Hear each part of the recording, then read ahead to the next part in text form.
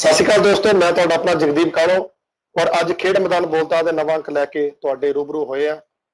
ਅੱਜ ਇੱਕ ਅਜਿਹੀ ਸ਼ਖਸੀਅਤ ਨੂੰ ਤੁਹਾਡੇ ਰੂਬਰੂ ਕਰਾਵਾਂਗੇ ਜਿਸ ਦਾ ਨਾਂ ਅਰਜੁਨ ਔਰ ਉਹਨਾਂ ਦੇ ਕੰਮ ਵੀ ਅਰਜੁਨ ਵਾਲੇ। ਔਰ ਇਸ ਨੌਜਵਾਨ ਉੱਭਰਦੇ ਹੋਏ ਖਿਡਾਰੀ ਨੇ ਜਿਸਾ ਕਹਿ ਲਈਏ ਕਿ ਜੇਕਰ ਕੋਈ ਇਸ ਗੱਲ ਨੂੰ ਵੀ ਸਾਬਤ ਕਰਦਾ ਕਿ ਜੇ ਕੋਈ ਸਾਹਮਣੇ ਕਿਸੇ ਚੀਜ਼ ਨੂੰ ਦੇਖ ਰਿਹਾ ਹੋਵੇ ਤੇ ਉਹਦੇ ਵਰਗਾ ਕੁਝ ਕਰਨਾ ਚਾਹਵੇ, ਜੇ ਠਾਣ ਲਵੇ ਤਾਂ ਉਹ ਜ਼ਰੂਰ ਕਰਕੇ ਰਹਿੰਦਾ। ਇੱਕ ਅਜਿਹੀ ਸ਼ਖਸੀਅਤ, ਅਜਿਹੇ ਅੰਤਰਰਾਸ਼ਟਰੀ ਵਰਲਡ ਚੈਂਪੀਅਨ ਗੋਲਫ ਖਿਡਾਰੀ ਨੂੰ ਤੁਹਾਡੇ ਰੂਬਰੂ ਕਰਨ ਜਾ ਰਹੇ ਆ। ਉਹ ਨੇ ਅਰਜੁਨ ਬਾਟੀ। ਅਰਜੁਨ ਬਾਟੀ ਆਪਣੇ ਮੂੰਹ ਆਪਣੀ ਪੂਰੀ ਜਾਣਕਾਰੀ ਦੇਣਗੇ, ਆਪਣੇ ਸਪੋਰਟਸ ਕੈਰੀਅਰ ਬਾਰੇ ਦੱਸਣਗੇ, ਉਹ ਕਿੱਦਾਂ ਸਪੋਰਟਸ ਵਿੱਚ ਆਏ। ਆਓ ਸਵਾਗਤ ਕਰਦੇ ਆ ਅਰਜੁਨ ਜੀ, ਤੁਹਾਡਾ ਬਹੁਤ ਬਹੁਤ ਸਵਾਗਤ ਹੈ। थैंक यू भैया, बहुत बहुत धन्यवाद। अर्जुन, मेरा फर्स्ट क्वेश्चन वही जैसे आम क्वेश्चन रहता है कि आप गोल्फ स्पोर्ट्स में कैसे आए और आपको किससे ये प्रेरणा मिली? तो सबसे पहले 2013 की बात है कि हम एनआरआई सोसाइटी में रहते थे। तो मेरे जो पापा के जो दोस्त हैं उनके जो बेटे थे वो ऐसे मतलब नॉर्मल पटिंग मैट पे गोल्फ खेल रहे थे। तो मैंने पहली बार वहां पे देखा था कि गोल्फ कोई गेम होता है, कि देयर समथिंग कॉल्ड गोल्फ। फिर वहां से coincidentally golf as a hobby मेरे स्कूल में आ गया। फिर वहां से मैंने गोल्फ और हॉर्स राइडिंग मैंने अपने एज हॉबीज चूज की थी। और फिर हम डीपी ग्रीन्स गोल्फ कोर्स के अंदर शिफ्ट हो गए थे। तो फिर वहीं से मेरा करियर शुरू हो गया था। और शुरुआत से मेरे जो मेन इंस्पिरेशन रहे हैं, जो मेरे मतलब हर टाइम पे जिनको मैं इंस्पिरेशन मानता रहा हूँ, वो है टाइगर वुड्स। मेरी शुरुआत से ही इंस्पिरेशन रहे हैं, I admire him the most. तो मेरी वो शुरुआत से वो इंस्पिरेशन रहे हैं जी।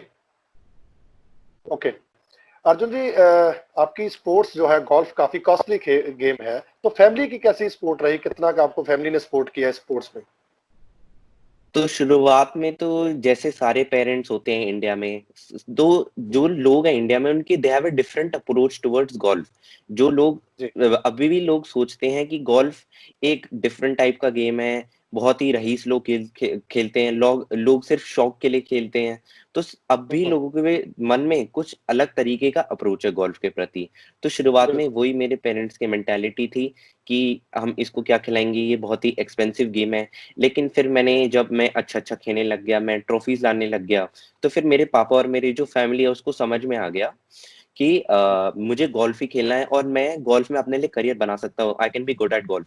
तो फिर वो अपने आप मान गए। और उस टाइम से मेरे मेरे जो पूरी फैमिली है वो बहुत ही सपोर्टिव रही है। चाहे मैं कहीं अच्छा खेलूं, कहीं गंदा खेलूं, मुझे कहीं पे अगर एक्नॉलेजमेंट चाहिए, एनकरेज करना है मेरे को, अगर मतलब किसी भी हर सिचुएशन में मेरी फैमिली का बहुत ही सपोर्ट रहा है। जी जी जी। अर्जुन, वैसे तो आप लोगों का स्पोर्ट्स जो मेडल्स हैं, ट्रॉफीज हैं, बहुत सारी अनगिनत हैं, लेकिन आप हमारे दर्शकों को ये जरूर बताएं कि आपकी मेन अचीवमेंट्स कौन कौन सी हैं? तो जो मेरी मेन अचीवमेंट्स है, मैं अभी 3 बार का वर्ल्ड चैंपियन हूँ। 2016 में मैंने US kids golf world championship Malaysia में जीती थी। 2018 में मैंने US kids golf world championship दोबारा मलेशिया में जीती। और फिर पिछले साल 2019 में मैंने एससीजी कैलेवी जूनियर वर्ल्ड चैंपियनशिप जीती थी, जो अमेरिका में हुई थी। और मैंने जी जो नेशनल चैंपियनशिप है वो करीबन 15 बार जीती है अपने गोल्फ में। जी। और मेरी ये जो मेन अचीवमेंट्स है, इसके साथ साथ मैं अभी विराट कोहली फाउंडेशन का पार्ट भी हूँ। So I am VKF Virat Kohli foundation inducted athletes. तो ये मेरी सारी मेन अचीवमेंट्स है। जी गुड, बहुत बढ़िया। और इसमें दर्शकों को ऐड कर दूं कि इनकी अचीवमेंट को देखते हुए देश के राष्ट्रपति महोदय और हमारे देश के उपराष्ट्रपति महोदय और यूपी के मुख्यमंत्री ने भी इनको ऑनर कर चुके हैं इनकी अचीवमेंट्स को देखते हुए। अर्जुन जी, आप थोड़ा हमें आपकी जो गोल्फ स्पोर्ट्स है, बहुत हमारे जो व्यूअर्स हैं, लोग हैं, उसको कम जानते हैं। जैसे आपने बताया कि बहुत लोगों को ये होता है कि ये खाली शौक के लिए है, खाली टाइम पास के लिए, तो लेकिन स्पोर्ट्स की, गोल्फ स्पोर्ट्स की स्पेसिफिक थोड़ा सा हमें जरूर गाइड करें। तो मेरे हिसाब से golf as a evolving sport है। जैसे कि अभी तो क्रिकेट एकदम बहुत ही पॉपुलर है इंडिया में, और उसी स्थान पे अगर हम गोल्फ को देखा जाए तो गोल्फ एक उभरता हुआ स्पोर्ट है, अपकमिंग स्पोर्ट है। इसमें धीरे धीरे बहुत ही पॉपुलर होगा, क्योंकि लोगों को अभी इसके बारे में पता नहीं है।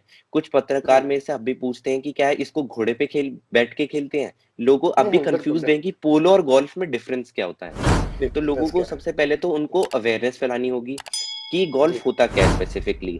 अगर मैं गोल्फ के बारे में बताऊं तो golf is a very challenging and a very competitive sport. शुरुआत से ही जी। गोल्फ की एक अच्छी हिस्ट्री रही है, it has a very rich history. और गोल्फ एक ऐसा स्पोर्ट होता है जो आपको मेंटली और फिजिकली दोनों फिट रखता है।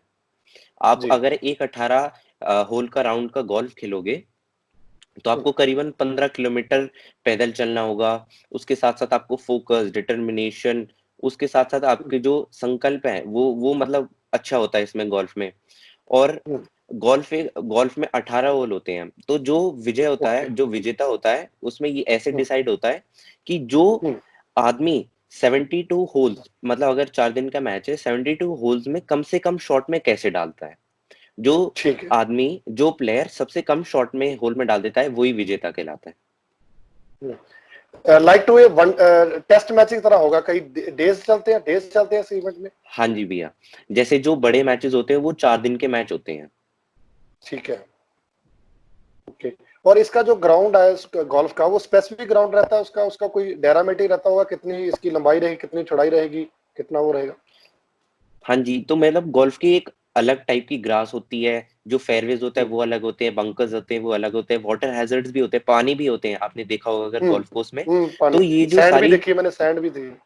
हाँ जी, उसको बंकर कहते हैं। तो ये जो सारी ओके। डिफिकल्टीज बढ़ाने के लिए होती हैं, to make the course more challenging, मतलब लोगों को और ज्यादा डिफिकल्टी लगे और ज्यादा बॉल बॉल को होल में डालने के लिए।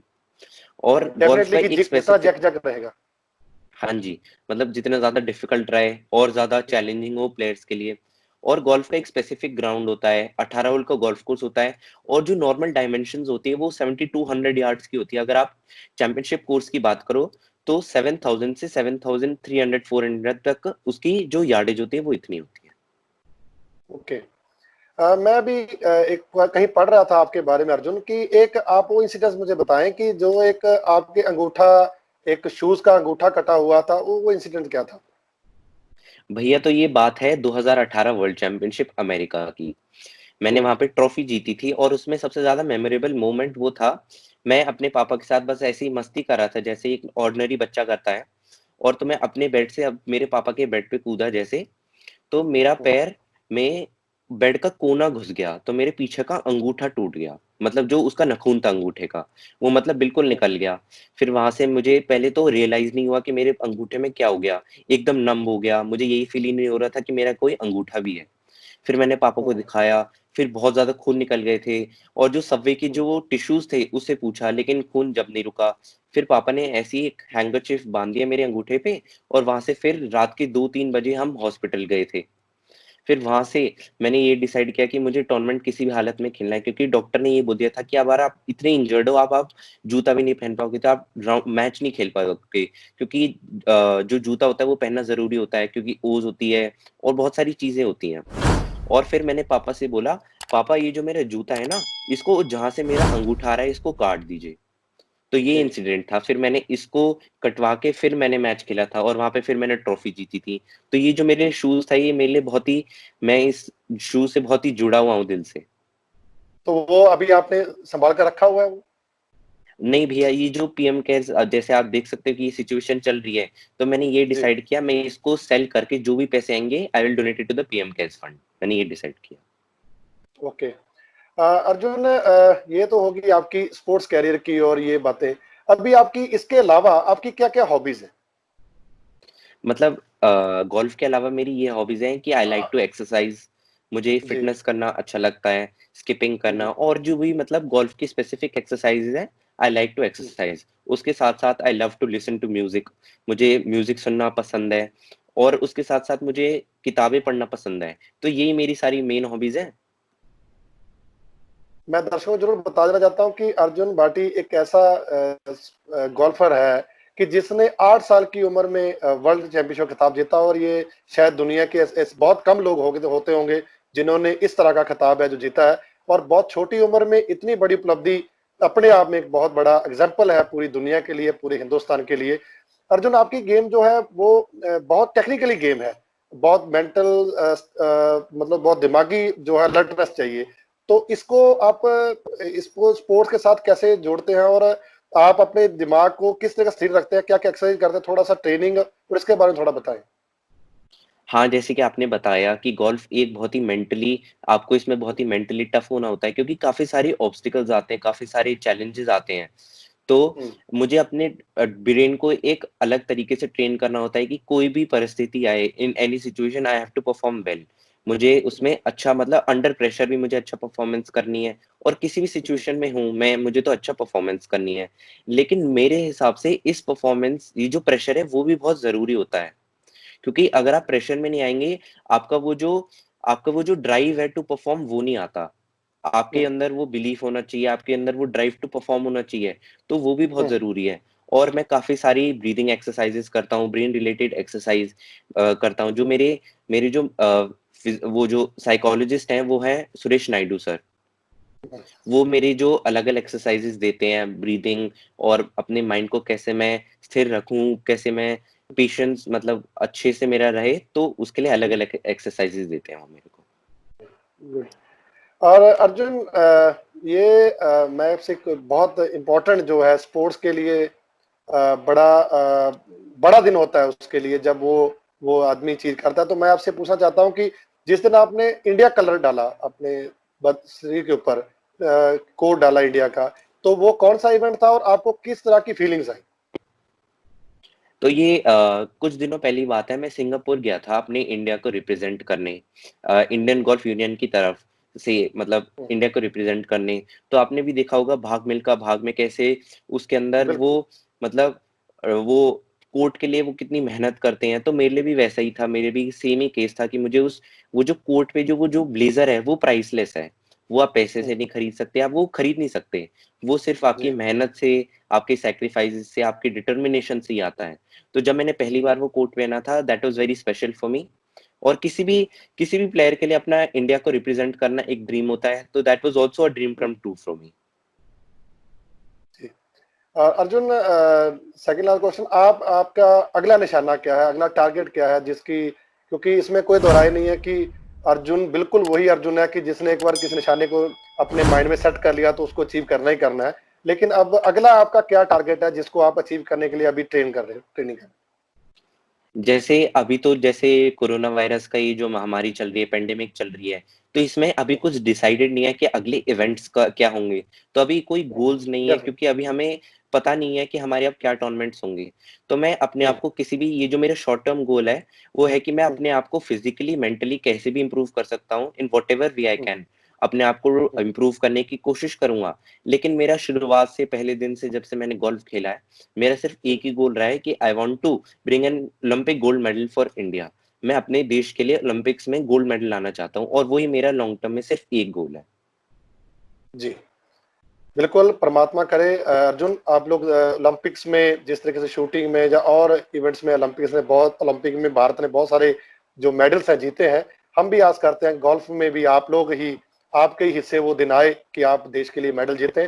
अर्जुन, हमने पिछले दिनों बड़ी ट्विटर में भी और बड़े सोशल मीडिया पे भी आप लोगों का एक जो आपने अपने ट्रॉफीज जो हैं वो बेचकर जो पैसा था वो प्रधानमंत्री रिलीफ फंड में इस महामारी के दौरान दिया, थोड़ा उसके बारे में जरूर बताएं। तो मेरे हिसाब से जो वो मेरे को आइडिया आया था, ऐसे कुछ उसमें आइडिया की बात नहीं थी, क्योंकि सभी को हम्म, पता है कि हमारा देश इतने डिफ़िकल्ट टाइम से गुज़र रहा है, बहुत सारी जी, महामारियों से गुज़र रहा है। ये जो कोरोना वायरस है, जी, ये बहुत ही डेडली डिज़ीज़ है। तो हर हम्म, आदमी का कर्तव्य बनता है टुवर्ड्स इट्स मदरलैंड कि वो अपनी देश की सहायता करें, चाहे वो तन से, मन से या फिर धन से हो, किसी भी तरीके से हो।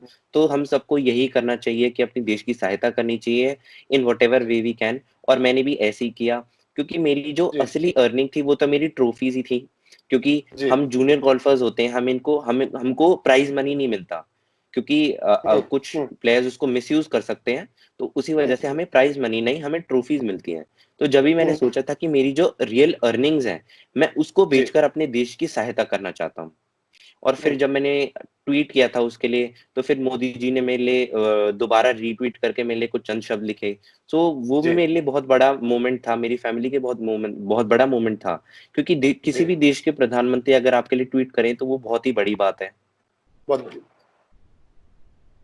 बिल्कुल, इसमें कोई दो राय नहीं अर्जुन, आपने बहुत काबिलियत तारीफ काम किया है और इसके लिए देश के प्रधानमंत्री महोदय ने आपको एक पत्र भी लिखा है जिसमें उन्होंने बकायदा हाँ जी। अप्रिशिएशन किया कि आपने बहुत अच्छे ये इनिशिएटिव लिया और देश के बढ़ोतरी के लिए जो इस समय देश जिस स्थिति से गुजर रहा है उसके लिए आप लोगों ने, और आपके उस काम के लिए बहुत सारे लोगों ने अप्रिशिएट किया और बहुत सारे लोगों ने प्रधानमंत्री रिलीफ फंड में भी पैसा डोनेट किया। जाते जाते हमारे लाखों दर्शक आपको देख रहे हैं अर्जुन, जाते जाते अपने व्यूअर्स को क्या संदेश देना चाहते हैं, अपने यंगस्टर्स को? मैं जो भी सारे यंगस्टर्स हैं, मैं उनको एक ही मैसेज देना चाहता हूँ कि अपने जो पेरेंट्स हैं, उनकी बात मानिए, क्योंकि वो आपकी भलाई ही चाहते हैं। आ आपने कभी देखा होगा कि शीशा ही बताता है कि आप कैसे लग रहे हो, आप अपने आप को तो देख नहीं सकते, तो पेरेंट्स भी आपके एक शीशे की तरह ही होते हैं, वो आपको बताते हैं आपके लिए क्या सही है और क्या गलत। तो अपने पेरेंट्स जी की बात मानिए, उनके साथ टाइम स्पेंड कीजिए। और ये एक बहुत अच्छे टाइम चल रहा है कोरोना वायरस, क्योंकि हर जी चीज़ को देखने के 2 तरीके होते हैं, आइदर यू कैन बिल्कुल, take it in a positive way और नेगेटिव वे। जी आप अगर इसको जी पॉजिटिव तरीके में लें, तो हमारी जो नेचर है वो अपने आप को हील कर रही है, और यंगस्टर्स हैं, वो अपने फैमिली रिलेशंस हैं उनको फ़र्म कर सकते हैं, एक अच्छा-सा बॉन्ड बना सकते हैं। तो प्लीज़ अपने फैमिली के साथ टाइम स्पेंड कीजिए, और जो आपके फ्यूचर टारगेट्स हैं, फ्यूचर प्लानिंग्स हैं, उसको प्लान कीजिए, आपको फ्यूचर में क्या करना है, और मैं ये जी जो लॉकडाउन के बाद है, मैं इसके बाद क्या करूँगा? और अपनी जी फ़िटनेस पे ज़रूर ध्यान दीजिए, क्योंकि आप सभी को पता है कि सारे जिम्स वगैरह बंद हैं, और सबको जी ये 100% एब्सोल्यूट है कि सबकी फिटनेस थोड़ी ना थोड़ी डाउन होगी। तो इसके लिए जी मेहनत बिल्कुल, कीजिए, और जिस भी तरीके से हम अपनी अपनी देश की सहायता कर सकते हैं, प्लीज़ कीजिए। तन से, मन से या धन से किसी भी रूप में कर सकते हैं। अगर आप छोटी-सी भी धनराशि अपने देश के लिए देंगे, तो वो बहुत ही सहायक सिद्ध हो सकती है अपने देश के लिए। तो प्लीज़ अपने देश की किसी भी तरीके से आप सहायता कर सकते हैं, प्लीज़ कीजिए। ठीक है। बहुत-बहुत धन्यवाद अर्जुन, आपने समय दिया खेल मैदान बहुत-बहुत बोलता की धन्यवाद टीम भैया। को। थैंक यू भैया। आपका हम भी परमात्मा की अरदास करते हैं कि आप ओलंपिक्स में मेडल जीत के आएँ, और जो नोबल काज़ के लिए आप काम कर रहे हैं, परमात्मा आपको और बल दे। ये आपका पूरी हमारी टीम की तरफ से आपका धन्यवाद। बहुत-बहुत धन्यवाद भैया।